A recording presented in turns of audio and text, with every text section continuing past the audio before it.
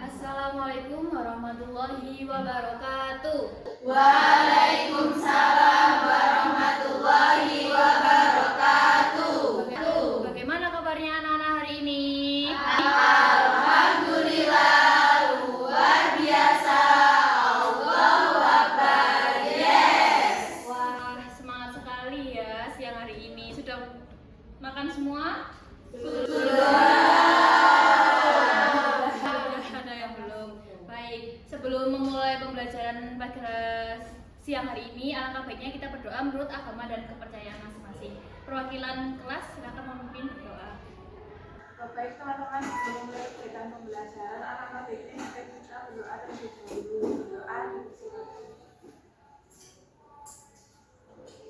Berdoa selesai. Terima kasih Mbak Nanda sudah mau memimpin berdoa. Sebelum Ibu mempresentasi kalian, silakan merapikan tempat duduknya terlebih dahulu ya. Sampah-sampah yang di atas meja bisa disimpan terlebih dahulu. Nanti di akhir pembelajaran bisa dibuang di tempat sampah. Bangkunya dirapikan terlebih dahulu ya.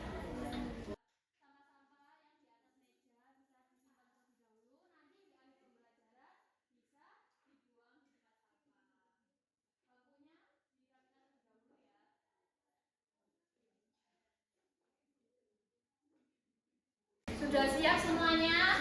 Sudah. Oke, Ibu presentasi terlebih dahulu ya. Ya. Ajeng Cynthia, Anissa Ida, Erika, Satya, Karen. Hadir semua ya anak-anak hari ini? Ya, Bu. Oke. Sebelum itu Ibu mau tanya, kira-kira masih ada yang ingat belum? Kemarin kita itu mempelajari tentang materi apa? Saya, Bu. Ya, silakan Mbak Ira. Baru kita belajar mengenai komponen yang ada di ekosistem. Nah, komponennya tersebut itu terdiri dari komponen biotik dan komponen abiotik, Bu. Selain itu juga terdapat interaksi antar komponennya. Ya, betul ya Mbak Ira masih ingat. Berarti kemarin sangat mendengarkan penjelasan Ibu ya. Kemarin kita sudah mempelajari mengenai komponen dari ekosistem dan interaksinya. Nah, komponen ekosistem itu terdiri ada dua, komponen biotik dan komponen abiotik. Betul. Nah,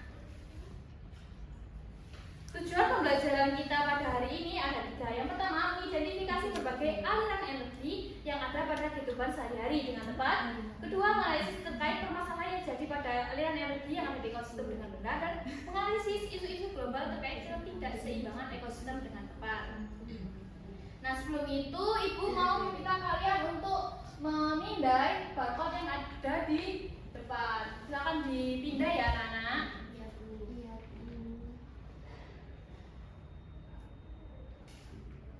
Apakah sudah? Sudah. Ibu mau tanya, adakah anak-anak yang rumahnya itu dekat dengan pantai, gunung, atau sawah? Ada. Dengan apa aja nih? Banyak ya. Kira-kira di tempat-tempat tadi itu ada komponen biotik nggak, seperti hewan, tumbuhan?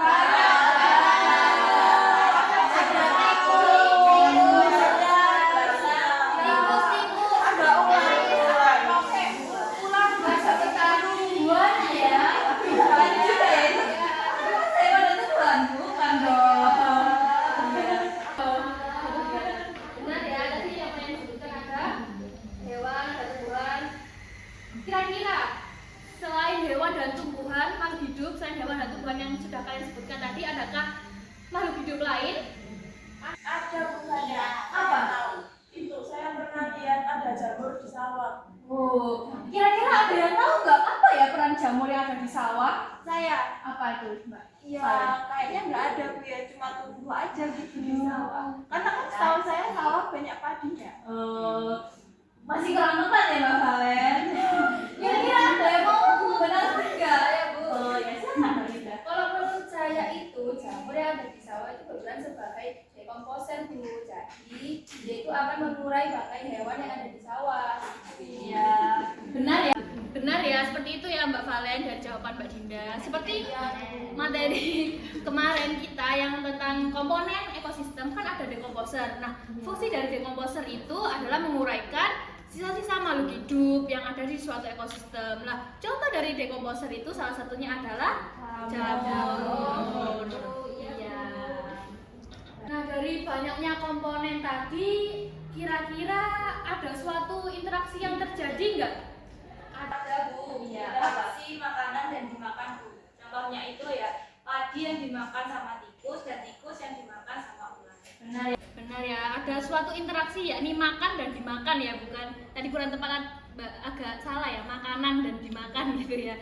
Yang tepat adalah makan dan dimakan seperti itu. Makasih ya Mbak Kia sudah mau jawab. Nah, sekarang Ibu mau tanya, kira-kira dari gambar ini ada yang tahu nggak apa sih gambar di depan ini? Yang tadi yang dibilang sama Mbak Tia ya, ada suatu interaksi yakni makan dan dimakan. Contohnya yang di depan itu yang ada padi dimakan oleh tikus, tikus dimakan oleh ular, ular dimakan oleh elang. Itu bukan elang dimakan oleh jamur ya, tapi kalau elang mati dia akan diuraikan oleh jamur yang berperan sebagai decomposer. Terus kemudian, nah decomposer itu nanti bisa sisa-sisanya bisa menjadi pupuk sebagai tumbuhnya dari produsen atau dari padi. Seperti itu ya, anak. Nah, adanya interaksi seperti makan dan dimakan setelah terjadinya suatu aliran energi dari organisme satu ke yang lain pada suatu ekosistem. Nah, kira-kira di sini kan itu ada menyebutkan kata-kata aliran energi. Ada yang tahu tidak apa sih aliran energi itu? Aliran yang biasanya Listrik. Waduh, ada yang mau jawab? Ya, apa? aliran energi itu perpindahan energi dari satu makhluk hidup ke makhluk hidup yang lain. Ya. Jadi Mbak Hansa yang di malam belajar ya? Iya, Bu. Saya juga baca. Oh ya. Ya, benar ya.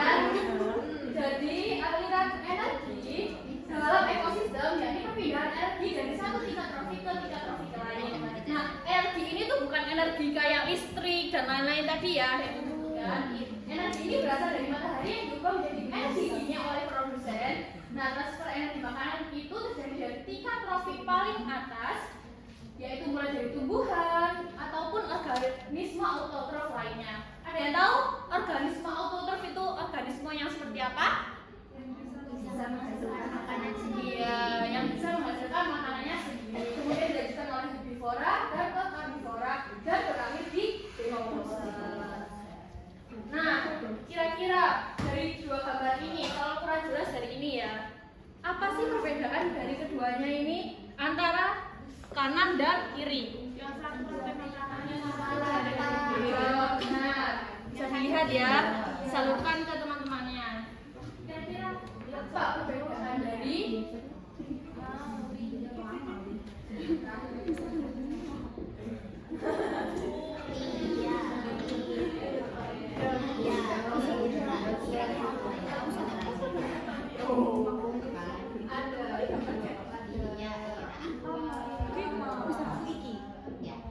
kira-kira apa sih perbedaan dari rantai makanan dan jaring makanan? Bisa disebutkan? Yang pertama ada apa saja?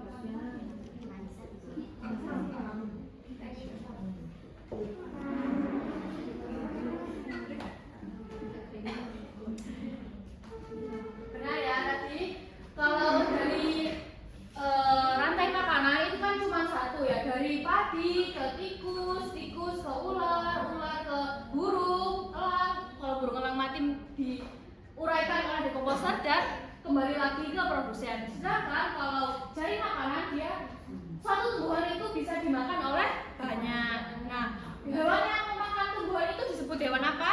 Herbivora. Nah, kemudian hewan herbivora akan dimakan oleh hewan karnivora pertama. Kemudian dia akan dimakan oleh hewan karnivora lagi, itu menjadi hewan yang tingkatnya lebih tinggi. Seperti ini ya, Rana. Nah, ini kan tumbuhan. Tumbuhan itu bisa dimakan oleh belalang, tikus, kelinci. Nah, dari belalang ini bisa dimakan apa saja? Kalau di sini ya. Kalau tikus bisa dimakan apa aja ini? Kalau kelinci? Terus? Sama? Iya. Ada rubah, terus ada elang. Itu ya. Jadi kalau rantai makanan itu benar-benar cuma satu rangkaian makan dan dimakan saja. Sedangkan kalau jari makanan ini bisa banyak kan? Seperti itu. Perbedaan dari adanya jari makanan dan rantai makanan. Nah, ini penjelasannya. Rantai makanan merupakan perpindahan materi dan energi dari makhluk hidup satu ke makhluk hidup yang lain satu arah. Jadi cuma satu arah aja kan tadi ya. Kemudian, nah kumpulan dari rantai makanan merupakan jaring-jaring makanan. Nah, rantai makanan tadi ada 3 macam. Ada rantai makanan pokok, ada rantai pemangsa, rantai parasit, dan rantai saprofit. Ada yang bisa menjelaskan apa itu rantai pemangsa?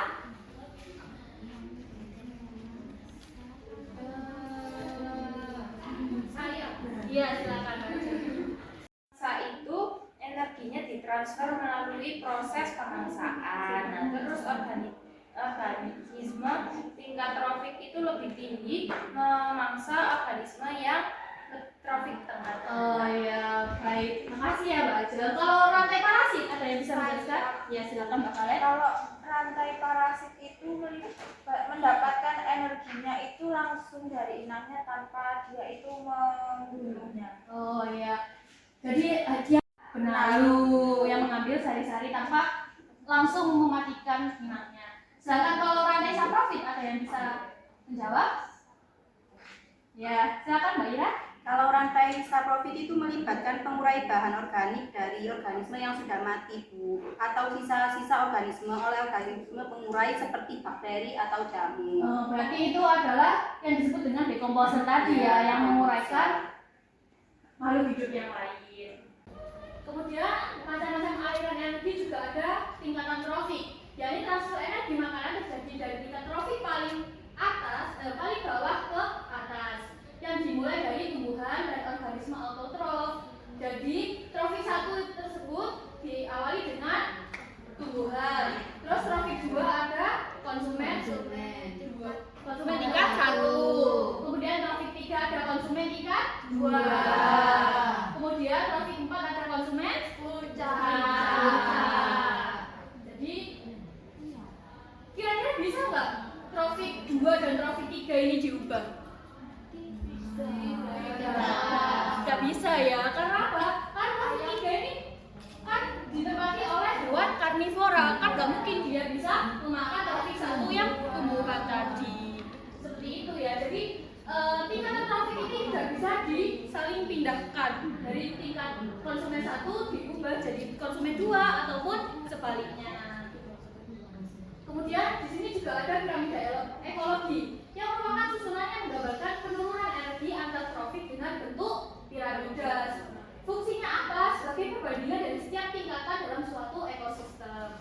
Nah, macam-macamnya ini ada 3 ya. Ada piramida jumlah yang merupakan sebuah gambar piramida yang menjelaskan mengenai jumlah individu pada sebuah tingkat trofik pada sebuah ekosistem tertentu. Jadi contohnya kalau misal trofik 1 tadi kan produsen, jumlahnya berapa pohon di suatu ekosistem tersebut, misal 10 juta gitu kan. Soalnya wilayahnya itu 1000 hektar gitu ya.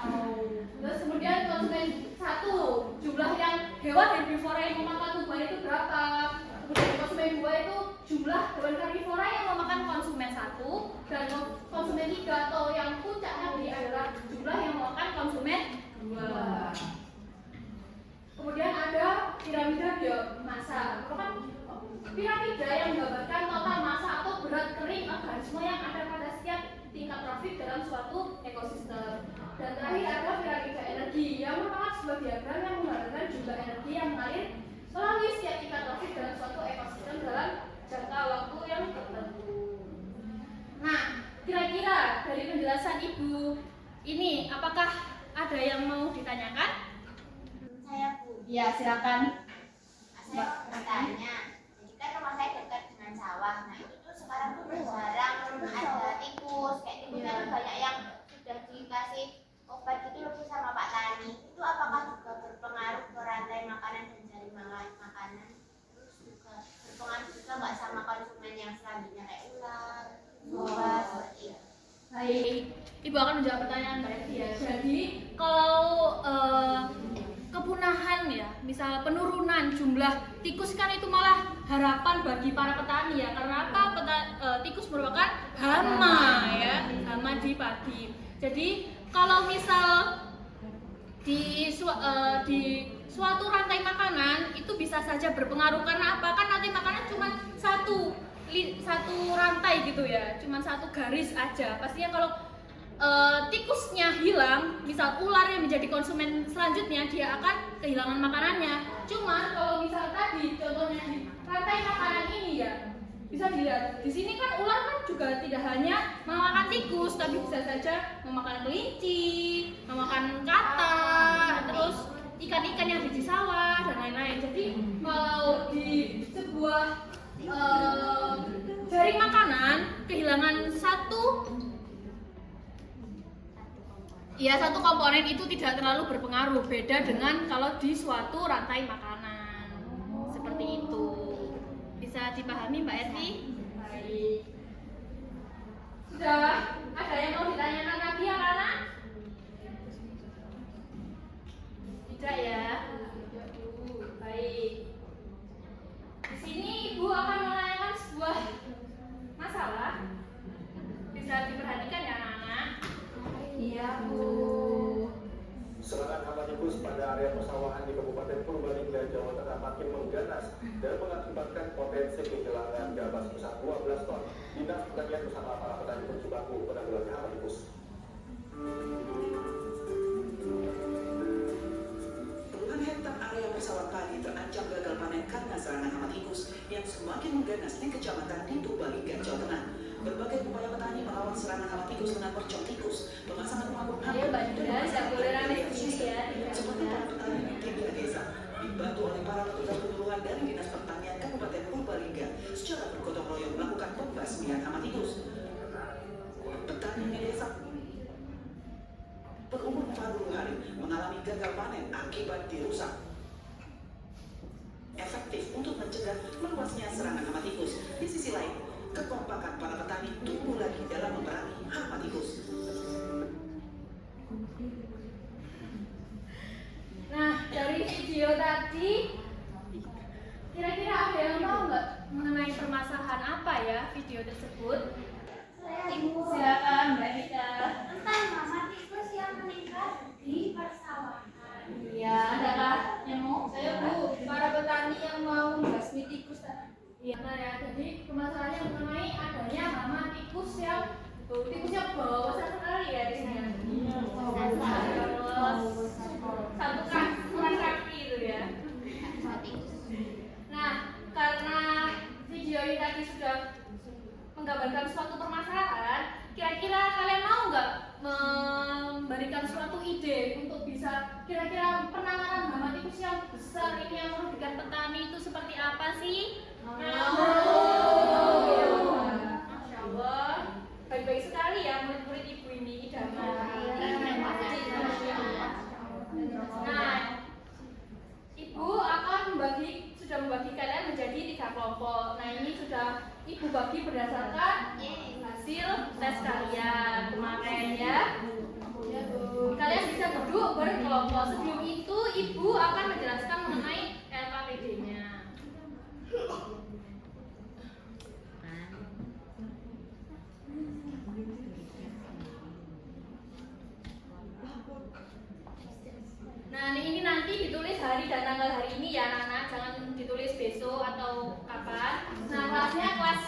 ya kelas kita ini, ditulis kelompoknya dan nama anggota. Nama anggota kelompok sendiri, jangan nama anggota kelompok lain ya. Iya, Bu. Nah, ini ada capaian pembelajaran dan tujuan pembelajaran kita hari ini.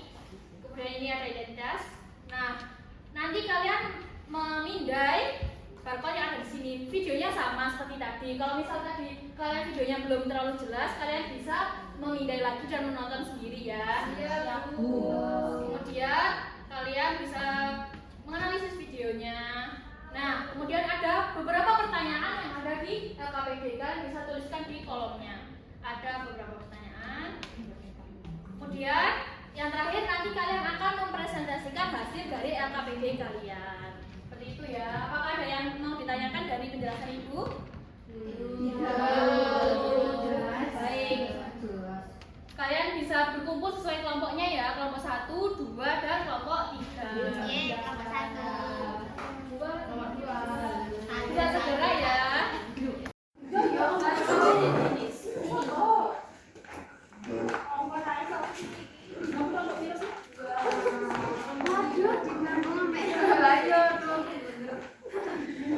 Ibu akan memberi kalian waktu selama 15 menit. Jadi perhatikan ya waktunya. Ya.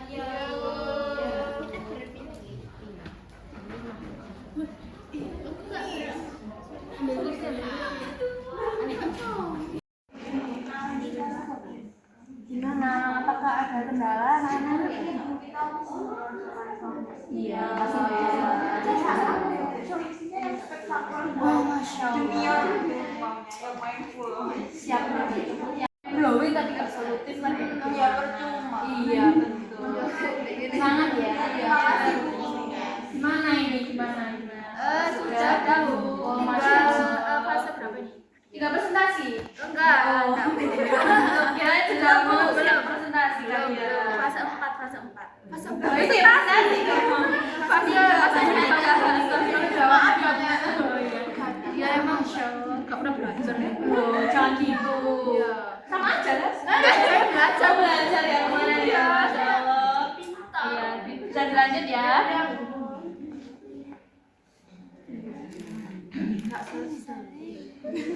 Gimana? Aman? Sudah selesai? Masih belum. Proses. Masya Allah. Yang solutif ya. Anak ibu ini cemerlang. Masya Allah.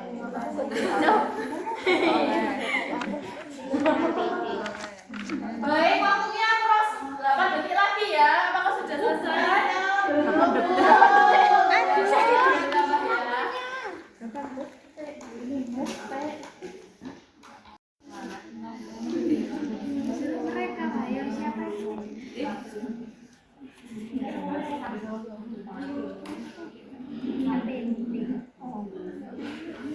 Maka sudah selesai anak-anak?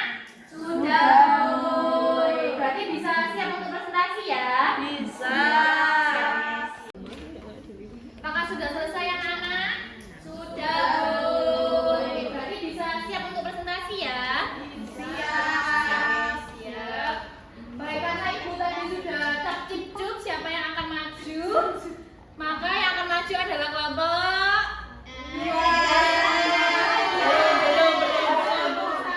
belum kelompok 1. Sunnah Rasul harus ganjil ya. Kayak ganjil Bu. Ya 1 aja. Iya betul, masya Allah. Masya Allah Mbak Nanda.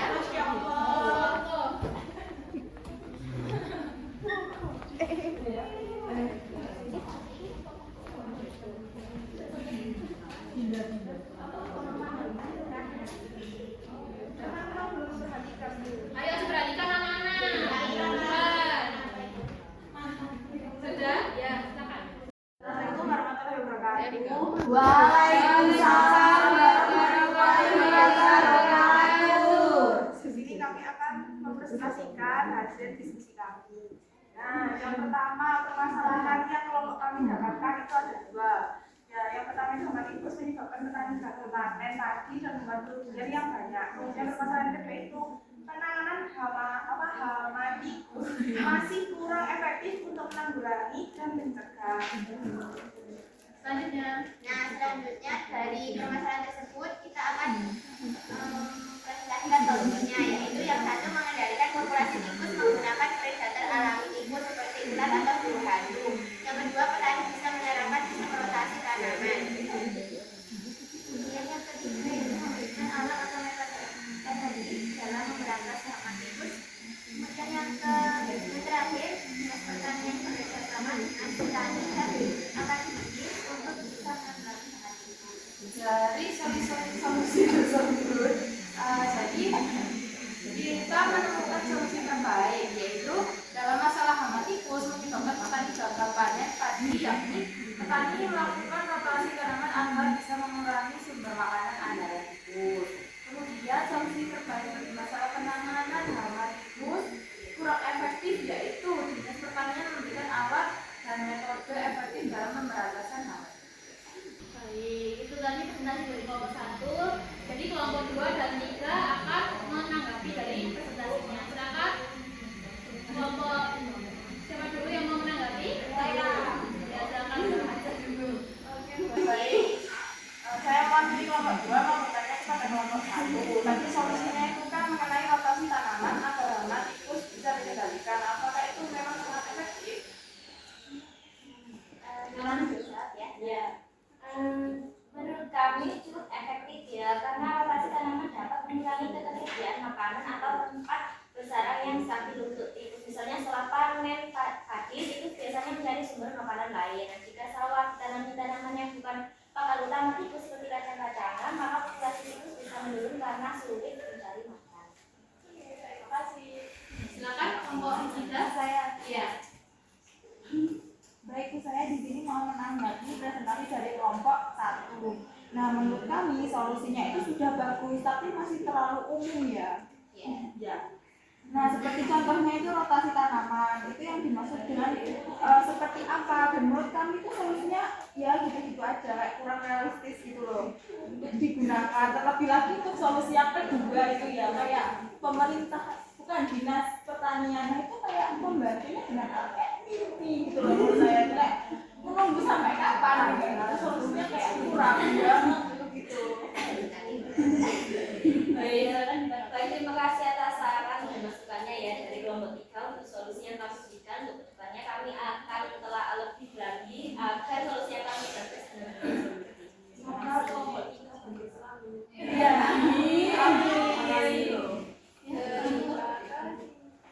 Terima kasih. Tepuk tangan untuk kelompok 1. Baik, bagus sekali ya tadi saling menanggapi, saling memberikan saran bagaimana sih solusi yang terbaik itu, bagaimana solusinya itu kira-kira bisa nggak ya menanggulangi masalah yang sudah ada di video tadi, seperti itu ya.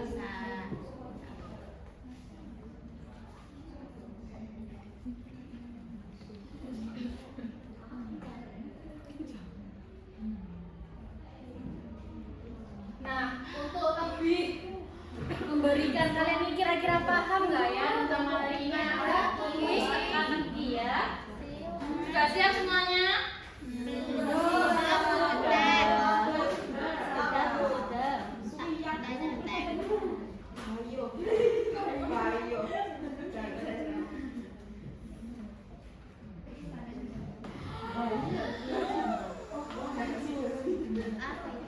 Ayo, kira-kira makhluk hidup yang memakan daging dan tumbuhan, kira-kira apa ya ini kolomnya?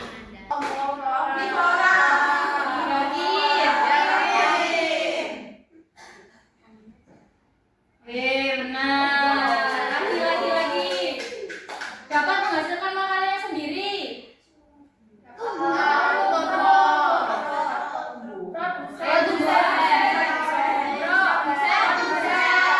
Ayo produsen atau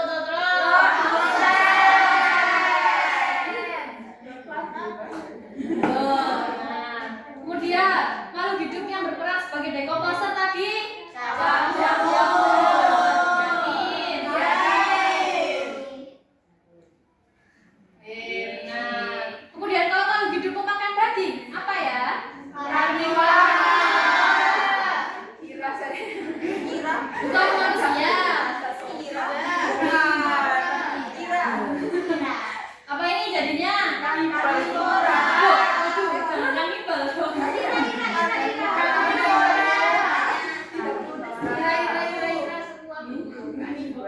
Benar.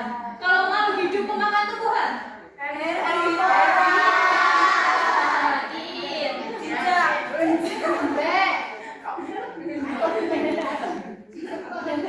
Yakin herbivora?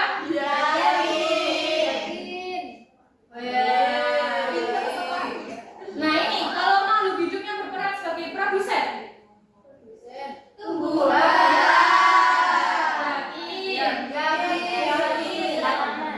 Bukan tanaman, tumbuhan apa tanaman?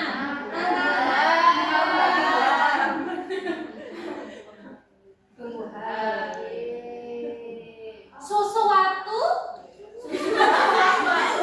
yang dibutuhkan tumbuhan untuk proses fotosintesis apa?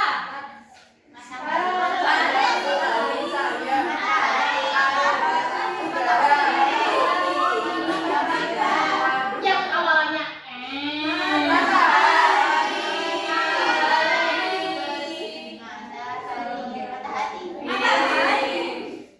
Udah? Lagi. Kalau hidup yang memakan makhluk hidup lainnya. Kanibal apa?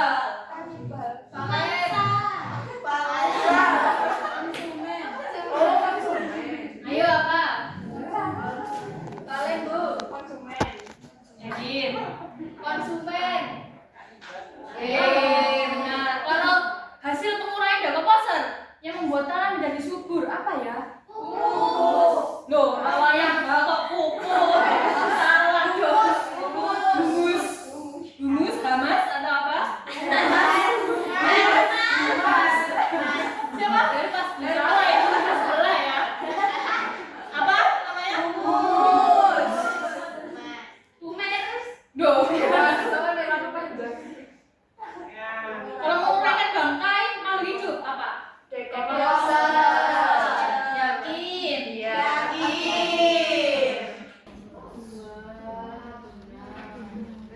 Benar sekali.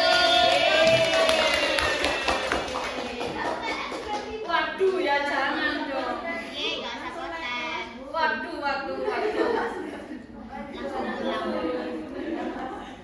Nah, untuk lebih biar mateng gitu ya materi kalian nanti bisa melihat apa sih aliran energi itu di video ini. PPT-nya sudah ibu share ya. Nanti bisa kalian lihat. Siap? Nah, sebelum itu jadi kita itu sebagai manusia ya yang pastinya mempunyai akal dan pikiran, pasti punya semua ya. Kita itu bisa menjaga ekosistem kita, karena kalau bukan kita siapa lagi? Pasti seperti itu. Nah, jadi kalau tadi keseimbangan ekosistem itu sangat perlu dijaga. Kenapa? Kalau misal satu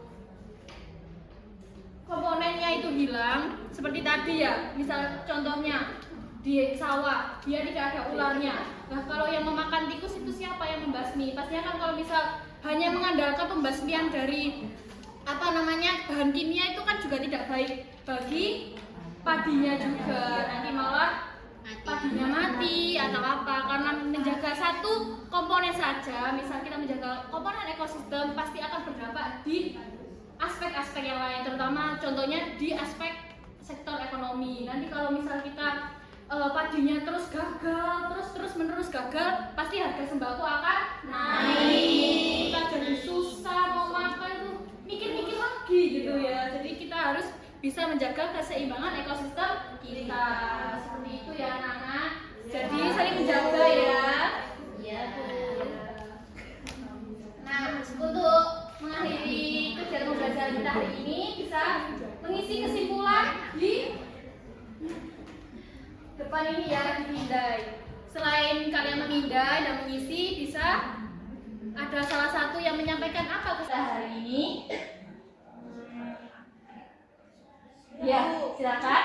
Jadi kesimpulan kita hari ini itu kita sudah belajar mengenai materi aliran energi, ada rantai makanan, jaring makanan, tingkatan trofik, piramida ekologi juga. Kemudian kita juga sudah mencoba untuk memberikan solusi dari permasalahan mengenai membludaknya hama tikus di pertanian.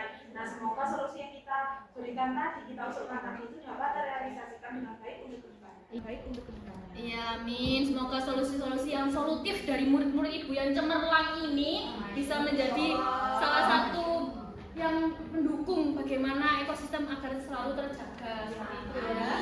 Amin. Sebelum itu akan ada silakan scan dikerjakan sendiri-sendiri anak-anak. Ayo, nggak boleh mencontek. Pak Valen. Oh, kok PR aja. Sudah? Sudah. Masya Allah, pinter-pinter emang jos.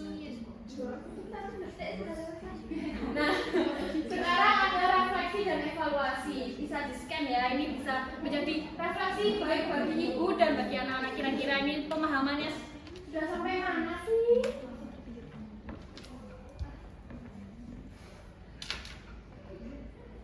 Jangan lupa menggunakan bahasa yang sopan ya.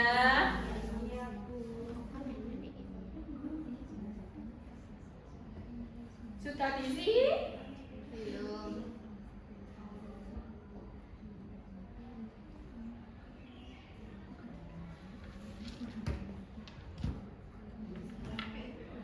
Wah, seru ya. Mau lagi dah.